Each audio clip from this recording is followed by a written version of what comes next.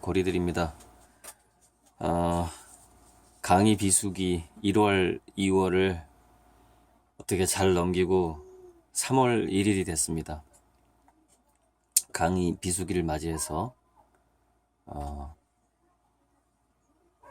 책 한 권을 썼는데, 돈이 되는 미래 특허 119, 미래 한국의 경제를 지켜줄 특허라는 제목이고요. 이거는 이 책은 지금 오타를, 제 책에 좀 특성이 오타가 많은데요. 이상하게 꼭 그 책이 나와야만 하는 마감 시간이 주어지더라고요. 제가 마감 시간 있는 거를 좀 좋아하고, 그렇게 해야만이 두뇌가 많이 개발되기 때문에 늘 마감 시한을 지키려는 그런 경우를 스스로 만든다고나 할까요? 스스로 약속을 해가지고 그런 경우를 만드는 경우가 있는데요. 그래서 이 책도 돈이 되는 미래 특허도 3쇄 정도 돼야만이 좀 오타가 바로 잡힐 것 같고, 인공지능, 인간지능, 두뇌 사용 설명서도 이 책이 2쇄인데 3쇄 가야만이 좀 바로 잡힐 것 같아요. 자, 이제 이 앞에 제가 3권의 책을 펼쳐놨는데,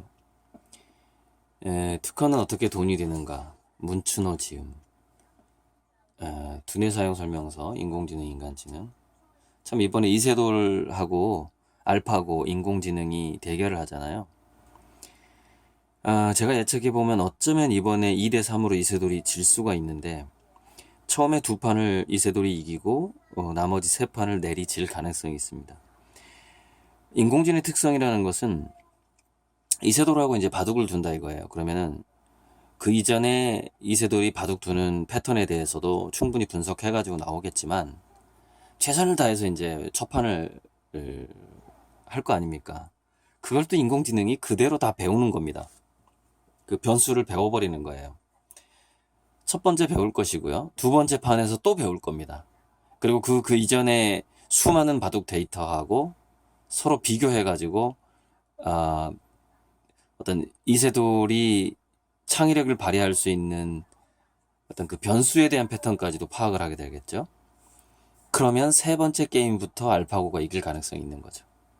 그게 무섭습니다. 인공지능은 단 한 번의 경험으로 굉장히 빠르게 발전한다라는 그런 특성을 갖고 있어요. 그래서 재밌게 이번에 제가 이제 인공지능 대 인간지능 두뇌 사용 설명서라는 이 책 제목을 구상을 하고 나서 이세돌하고 인공지능 알파고가 싸우게 됐는데 재밌습니다. 아무튼 아마 제 책이 조금 더 검색되고 노출이 되리라는 그런, 책 몇 권 더 팔리리라는 그런 기대를 좀 해보게 되는 그런 어떤 인류사에 처음 있는 대결이라고 볼 수 있죠. 인간과 기계의 머리 싸움이라는 것을 과연 예전에 좀 상상조차 못했었던 일인데, 그리고 이제 지금 뭐 암 진단이라든가 바둑까지 인공지능이 인간을 이긴다라는 것은 제가 계속해서 강의에서 지금까지 얘기를 해왔지만, 창의력이 없는 인간은 기계만 또 못한 어떤 그런 대접을 받게 되는 시대가 오고 있다는 걸 의미합니다. 자, 이 3권의 책은 서로 연결이 되어 있습니다. 그러니까 이 책의 내용과 이 책의 내용은, 이 책은 교육을 어떻게 할 것인가, 창의적인 교육을 어떻게 하고 기업을 어떻게 창의적으로 이끌어가고 특허가 어느 정도 힘을 가지고 있는가에 대한 그런 내용들, 발명 사례 같은 게 있고, 바로 그런 두뇌를 만들기 위해서 조금 더 교육적으로 안내를 해주고 있는 책이 이 인공지능, 인간지능 두뇌 사용 설명서고요. 그리고 좀 더 실천적으로 한국의 그 중소기업 내지는 1인 기업 그리고 대기업한테 정말 앞으로 돈이 되는 미래 특허의 방향성이란 무엇인가에 대해서 제시해 준 책이 바로 돈이 되는 미래 특허 119입니다. 그래서 이 책은 좀 가격을 제가 굉장히 높게 매겼어요. 이거 보면은 이 책이 18,000원이고 이 책이 24,000원이고 이 책은 무려 38,000원입니다. 실질적으로 자기가 돈이 많은 사람이 투자를 한다거나 투자를 생각하고 있다거나 창업을 하려고 한다거나 그런 어떤 대학생들, 자, 대학생들은 엄마 아빠한테 이게 사달라고 하세요. 비싸니까요. 아무튼 이 세 권의 책이 그렇게 탄생을 했고, 제가 이제 이 책이 나오고 나서, 이 책 아직 시중에 안 깔렸어요. 아직 그 교보에서도 팔고 있지 않는데, 이 책이 나오고 나서 첫 강의를 했어요. 첫 강의를 투자자들 대상으로 강의를 했는데, 이제 그 강의에서 제가 얘기했던 것들은 대략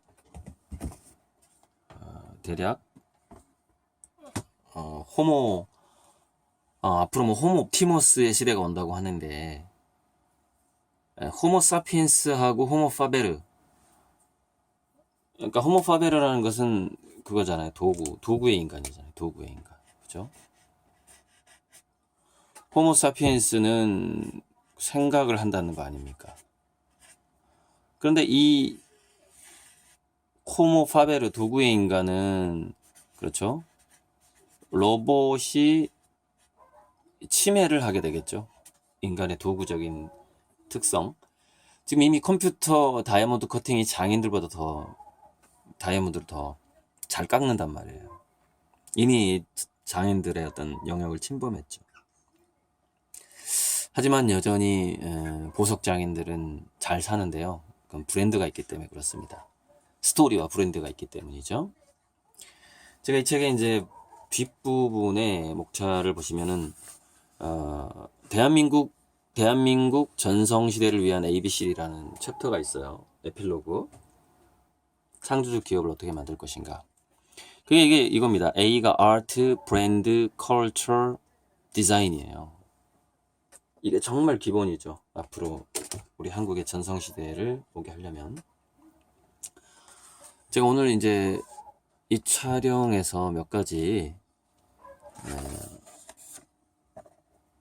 좀 팁을 드리고자 하는데, 33페이지에 특허 분류의 중요성과 미래 특허라는 부분을 제가 예전에 강의했던 내용을 여기서 다시 리뷰를 좀 해주고 싶어서 그래요. 그 투자자들한테 강의했던 내용인데, 리뷰를 좀 해줄까 하고 가져왔는데, 이런 거죠. 앞으로의 성장 경제 시대에는요, 뭐 이런 겁니다. 예를 들어서 우리가 성장 경제라는 거, 경제야 그냥 성장할 거야 이쪽으로 이렇게 보는 거죠. 그리고 그 다양한 방면으로 확 뻗어나가죠. 근데 이 다양한 방면으로 확장되고 있는 이 경제들이 어떤 에너지를, 그러니까 집신벌레가 이동한다고 생각하면 돼요. 에너지를 만들어내면서 이렇게 어떤 방향으로 경제가 쭉 성장을 해 나갔죠, 지금까지는. 근데 축소경제 시대에는 이런 어떤 에너지, 동력들이 많이 상실이 됩니다. 그러니까 힘을 잃어버린다는 얘기죠. 그러면서 마치 어떤 식으로 이 경제가 움직여버리냐면, 그거를 저는 초연결과 초경쟁이라는, 초경쟁이라는 말로 표현을 하는데, 예상치 못한 신기술이 나오는 거죠. 그래서 우리가 이런 겁니다. 그걸 저는 이제 벡터 개념을 쓰는데요. 벡터라는 것은 특정 방향하고 특정 방향 각도하고 힘이 결합된 상태를 벡터라고 부르는 거거든요. 예를 들어서 인터넷이라는 경제적인 그 벡터가 있었다고 칩시다. 이렇게 인터넷이라는 게. 근데 앞으로 등장하게 되는 인터넷만큼의 그 힘을 가진 것 중에 하나가 이제 휴대폰이었지 않습니까? 근데 그 휴대폰이나 인터넷의 힘을 합친 것보다 더 강력한 정말 임팩트, 해성 충돌처럼, 소행성 충돌처럼 다가오는 게 무인 자동차예요. 자율 자동차죠. 무인 자동차는 단순히 차하고 인공지능의 특성이 결합된 게 아닙니다. 그게 왜 아니냐면, 자, 이게, 아무튼 이것부터 설명을 하고. 그래서 이런 어떤 다양한 팩트들이 충돌을 하면서 그것이 하나의 벡터를 형성을 하죠. 그러면서 경제 주도권의 흐름이 이런 식으로 갑작스러운 충격에 의해서 방향이 바뀌게 되는 거예요. 이런 식으로. 또 충격이 딱 다가오면 이쪽으로 딱 바뀌게 됩니다. 또 어떤 새로운 신기술이나 어떤 상황이 오게 되면 이렇게 방향이 바뀌게 되는데, 그 중에서 제가 굉장히 강력하게 보고 있는 게 무인 자동차하고, 그러니까 제일 강한 거 뭐 여러 가지가 다 강력한데 무인 자동차하고 고령화 두 가지가 가장 강한 팩터로 저는 지금 현재 생각을 하고 있어요. 전 세계 경제를 가장 좌지우지할 것이다라고 보고 있죠. 자, 어쨌건 이 그 벡터, 경제 흐름에 영향을 주는 어떤 새로운 팩트가 소행성 충돌처럼 팩트가 임팩트를 주면서 새로운 벡터가 형성되는 방식이, 제가 이제 그 책에다가 표현을 했는데, 그것은 바로 뭐냐면은 어떤 별자리와 같은, 별자리를 우리가 그냥 별들이 있었는데 이렇게 W자 M자처럼 생긴 걸 우리가 카시오페이라고 불렀잖아요. 오각형으로 되어 있는 걸 뭐 세페우스라고 부른다든지, 북두칠성 이렇게 있는 이런 것을 북두칠성이라고 부른다든지. 그러니까 이런 식으로 앞으로의 특허 분석이라는 것은 별자리를 파악하는 방식으로 가야 된다라는 것이죠. 무슨 얘기냐면은 각각의 팩트가 임팩트를 주면서 어떤 팩터를 형성하는데, 그 임팩트를 줄 때마다 경제 주도권의 방향이 이렇게 바뀐다는 거죠. 물론 저는 여기서 북두칠성처럼 이렇게 굉장히 심하게 표현을 했는데, 실질적으로는 아주 섬세한 흐름이죠. 이렇게 섬세한 흐름들이, 임팩트들이 쭉쭉쭉쭉 다가오면서 이렇게 흘러가는 거예요. 이 방향, 이런 방향 하나하나가 일종의 그 임팩트입니다. 그 팩터죠. 그런데 이거를 여기서부터 여기까지 이제 시간이 있죠. 뭐 10년 단위, 50년 단위, 100년 단위 시간이 쭉 있겠죠. 그래서 지금 현재 삼성, 우리나라 한 경제의 25% 정도를 책임지고 있는 삼성이 바로 이런 식의 임팩트를 줄 수 있는 팩트들을 파악을 한 다음에 그것이 어떤 방식으로 경제적인 그 벡터의 중첩 효과가 일어날 것이냐, 이 벡터와 벡터가 합쳐지게 되면 힘이 이렇게 오다가 이렇게 오면 여기서 각도가 이렇게 꺾이겠죠. 그죠? 바로 이것과 이렇게 꺾이는 각도, 이런 것들을 예측하면서, 그런 신기술 예측하고 신기술이 나왔을 때 소비자들의 소비 패턴을 예측하면서 나가야만이 미래 특허를 잡을 수가 있고 미래 디자인을 할 수가 있어요. 지금 문제가 뭐냐면, 지금 특허의 문제가 뭐냐면 특허 유지비가 더 많이 든다는 거예요. 특허로부터 로열티를 얻는 것보다. 왜냐면은 사장되는 특허가 너무 많아요. 그래서 제가 이걸 어떻게 분석해서 기업 컨설팅을 할 것인가, 이걸 어떻게 시각화할 것인가를 고민을 해봤는데, 그래서 제가 만든 말이 역동적 중첩 현상이라는 겁니다. 자, 이런 겁니다. 자, 인터넷이라는 임팩트가 있어요. 인터넷 쭉 가겠죠. 보편적으로 깔려있는 기술이죠. 그런데 고령화라는 인구 감소가 있단 말이에요. 고령화하고 저출산이 있잖아요. 그럼 이게 베이비붐 세대들이 이렇게 증가하다가 점점 죽겠죠. 그러죠. 어느 시기에. 그럼 여기가 베이비붐 세대가 고령화돼서 굉장히 큰 문제점을 일으킬 수 있는 시대가 되는 겁니다.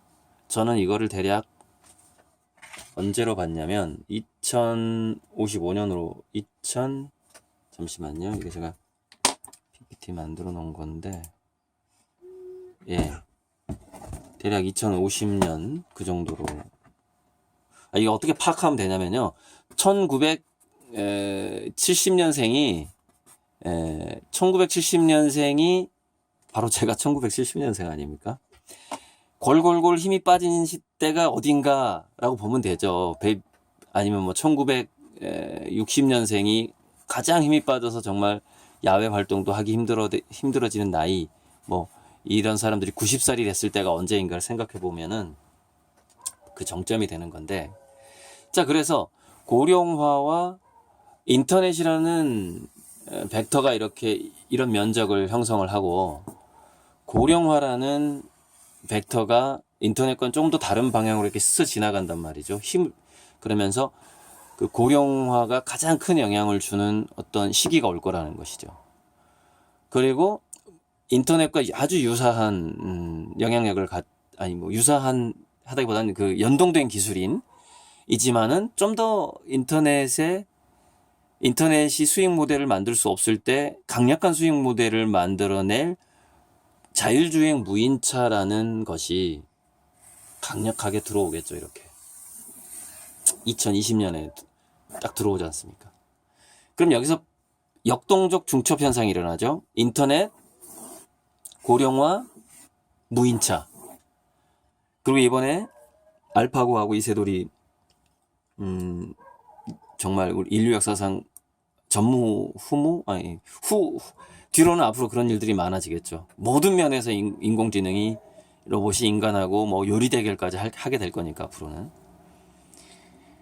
아무튼 최초의 인공지능과 인간지능의 볼만한 대결. 그러니까 뭐 물론 퀴즈쇼도 제퍼디라는 퀴즈쇼에서 IBM 왓슨이라는 슈퍼컴퓨터가 2명의 챔피언을 이긴 것도 참 볼만했는데, 정말 왜 바둑이 볼만하냐면 바둑만큼은 과연 컴퓨터가 인간을 이길 수 없을 것이다라는 예측이 있었기 때문에 참 볼만한 거거든요. 이게 그 예측을 깰 것 같다는 거죠. 이번에 이세돌이 이기더라도 내년에 붙으면 이세돌이 집니다. 근데 지금 현재 저는 이세돌이 두 번 이기고 알파고가 3번 이길 것 같다라는 거예요. 왠지. 왜냐면 알파고가 2번에서 엄청난 패턴을 읽어내버릴 것이기 때문에. 자, 어쨌건 이런 식으로 역동적 중첩 현상을 시간대별로 나눠서 그 안에서 어떤 특허와 어떤 디자인이 중요해질 것인가를 미리 예측해야 된다는 것이죠. 어제 신문의 어떤 제목이 이겁니다. 현재의 삼성과 미래의 구글. 이게 무슨 얘기냐면은 구글은 상당히 미래를 바라보고 돈을 투자하고 있고, 그렇기 때문에 사람들이 기대를 많이 한다 이거죠. 구글이 굉장히 앞으로도 더 커질 것이다라고 기대를 하고 있다라는 건데, 삼성은 미래보다는 현재에 투자를 너무 많이 하고 있다라는 내용입니다, 이게. 그리고 좀 여전히 좀 뭐랄까요, 뒷다리 잡는 식으로 선도적 기업들이 이미 오래전부터 시작한 것들을 이게 돈이 될 것 같으니까 나중에 들어가는 방식. 그렇게 되면 안 되겠죠. 그래서 제가 그러면은 어떤 역동적 중첩 현상이라는 것을 쭉 제가 만들고 있어요. 이 책을 이 책을 좀 제가 좀 시한이 있었기 때문에 역동적 중첩 현상까지 중간중간에 좀 집어 넣어줘야 되고 부록으로 좀 들어가 줘야 되는데, 그렇게 되면은 또 이 책에 거의 모든 것이 다 담아버리면 제가 또 강의하는 맛이 안 나잖아요. 그래서 각 기업별로 그 기업에 맞는 역동적 중첩 현상, 그 각 벡터들의 경제적인 벡터들의 중첩 현상을 그거는 이제 강의 현장에서 얘기를 하는 거죠. 이게 이제 강의 현장에서 제가 그 얘기를 하려고 만든 PPT인데, 오늘 제가 정말 3.1절 맞아서 우리 한국의 경제적 독립을 꿈꾸면서 이걸 간단하게 좀 해설을 해보자면 이런 겁니다. 지금 아웃도어 시장이라는 게 있어요. 이거는 우리가 인간이 자연을 좋아하고 또 자연을 좋아하는 향수, 그리고 자연으로부터 에너지를 얻고자 하는 어떤 그런 흐름인데, 그런 흐름이 이제 베이비 부모 세대의 은퇴화하고 연결되면서 갑자기 산악인들이 많이 막 1,500만 명이 된 거죠. 그래서 아웃도어 시장이 2005년 경부터 확 떴잖아요. 근데 이게 이 임팩트는 제가 왜 초승달 모양을 했냐면 훅 들어왔다 훅 나가요. 이거는 잠시 유행하는 것이죠. 그들이 나이 먹으면 나가죠. 하지만 어느 정도는 유지가 됩니다. 그래서 아웃도어 시장에서는 그러면 핫 아이템, 정말 미래에 좀 잘 될 것 같은 특허와 디자인은 뭐냐면은, 그것은 저는 스마트 신발, 스마트 등산화하고 원격 의료의 결합이, 그러니까 웨어러블에서 좀 나이 먹고 산에 갔다가 잘못되는 경우가 있잖아요. 그래서 이런 부분이 스마트 신발하고 원격 의료가 이 교집합에서 이 고령화, 1인 가구, 귀차니즘이라는 이 벡터의 영역과 아웃도어의 벡터의 영역에서 뭐냐? 그러면 그게 좀 뜬다 이거죠. 그렇게 분석이 된다는 겁니다. 자, 가까운 시일 내에 가장 강력한 벡터, 우리 그 경제, 전 세계 경제의 가장 거대한 플랫폼을 차지할 벡터가 바로 무인차와 인공지능인데, 이 무인차와 인공지능의 상당한 영역, 이 뒤는 한도가 없어요. 제가 여기 2005년, 2025년, 2055년, 2085년 이렇게 대략 그 벡터 영역들을 시간대별로 시간축으로 도형으로 표현을 한 건데, 그렇다면은 고령화가 된 사람들의 문제가 뭐냐면, 이 사람들이 현재 우리나라 같은 경우에는 쓸 수 있는 돈이 그래도 가장 많은 사람들이에요. 젊은이들은 좀 저축을 할 여력이 없는데, 이분들 중에는 지금 베이비 부모 은퇴 세대 중에는 저축해놓은 사람들이 많고요. 이 사람들은 그 자기의 쾌적함을 위해서 돈을 쓸 거라고요, 미래에. 그럼 운전하기 귀찮으니까 분명히 자율주행차를 사겠죠.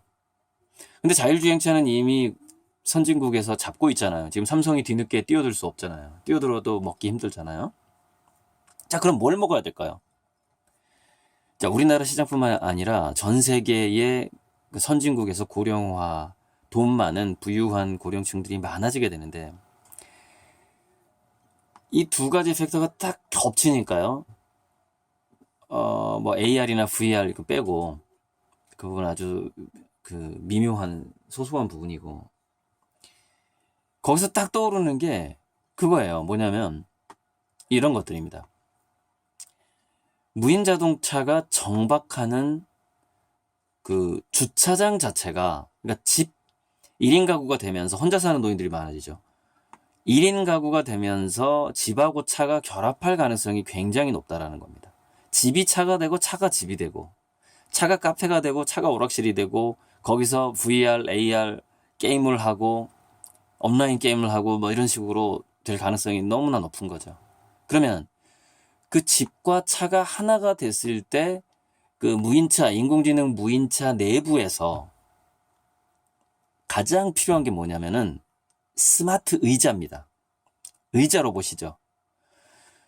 그러니까 이 의자는 휠체어로도 변했다가 노인하고 같이 걸어 다니기도 하다가 수행원처럼 걸어 다니기도 하다가, 게임할 때는 얘가 또 3D, 4D 그 VR을 이제 그 노인이 VR을 찍고 뭔가 할 때는 의자 자체가 그 VR 기기하고 연동돼 가지고 가상현실 속에서 움직이는 그런 의자가 됐다가 이런 거죠.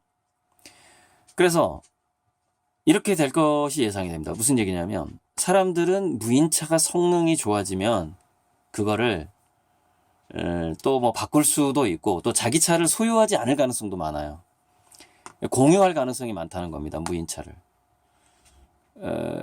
그러니까 무인차를 팔 수 있는 것 자체가 한계가 있으니까 지금 젊은이들이 운전면허를 안 따는 게 뭐냐면요. 차 안 타겠다는 거예요. 차를 안 사겠다라는 거죠. 근데 그런 흐름이 있거든요, 지금. 근데 미래의 무인차도 그 차 자체가 공유가 될 가능성이 많은데 딱 하나가 공유가 안 됩니다. 그게 뭐냐면 의자 로봇이에요. 의자 로봇은 혼자 늙어가는 노인들의 친구가 되기 때문에 그래요. 얼마 전에 그 노인의 친구가 돼가지고 같이 도둑질을 하는 그런 영화 저 안 봤는데 그런 영화가 있었는데 그 영화에서 굉장히 인상적인 장면이 유일한 증거가 자기 친구의 역할을 했던 로봇의 그 기록된 영상인데 그 노인이 그거를 글쎄 그 영화의 결말을 아는 사람 댓글 좀 달아주세요. 지우지를 못하는 거예요. 왜냐면 이게 친구니까. 이 로봇하고 나는 그 추억이 그 전부니까. 추억이 재산이니까. 근데 그걸 지우면 자기가 잡혀 들어가지 않아요. 근데 그걸 지우기를 망설였다는 얘기는 뭐냐. 감옥에 갔다 와서도 자기가 그 친구, 그 로봇 친구를 다시 만날 수 있다라는 생각, 그 생각 때문에 지우지를 못하는 거죠. 향수죠, 향수. 친구에 대한 느낌. 그렇기 때문에 무인차는 공유가 되고 늘 갈아타지만 무인차 안에 그 안에 노인을 옮겨주고 노인의 의자 역할도 하고 대화도 하고 또 노인이 병원에 갈 때 같이 부축해서 따라가 주기도 하고 노인이 바닷가에 갔을 때는 해변의 비치 모양으로 바뀌기도 하고 하는 의자 트랜스포머 로봇은 모든 사람들이 하나씩 필요하다는 얘기죠. 그래서 지금 카이스트에서 소방방재 로봇을 연구하고 있는데 저는 삼성이 의자 트랜스폼 개인 수행원 로봇을 집중적으로 연구해서 거기서 굉장히 필요한 디자인들이 있어요. 제가 디자인은 제공해 드리겠습니다. 계속해서 이제 저도 머릿속에서 계속 시뮬레이션이 돌아가요. 그 의자 로봇은 어떻게 움직일 것이고 어떤 외피가 필요하고 어떤 액세서리가 필요하고 변화하는 구조는 어떻게 해야 되고 무인차에 올라갔다 내려갔다 할 때는 언제 얘가 휠체어로 변해야 되고 이런 것들이 제 머릿속엔 다 있죠.